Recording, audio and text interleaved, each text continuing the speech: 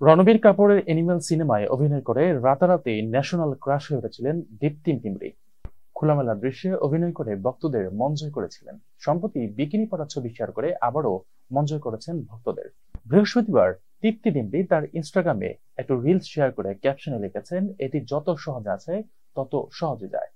মেঘলা আকাশের নিচে মনোরম সমুদ্র সৈকতে হলুদ সুতির ট্রাউজার ও সাদা টপে উষ্ণতা ছড়াতে দেখা গিয়েছে তাকে।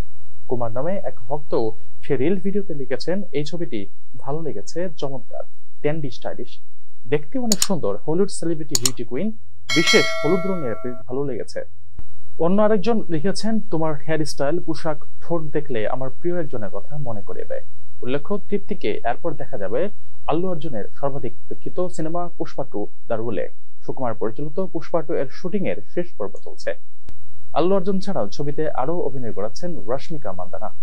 এবছরের শুরুতে পুষ্পা 2 এর নির্মাতা আল্লু অর্জুনের জন্মদিনে ছবিটির টিজার প্রকাশ করেছিলেন।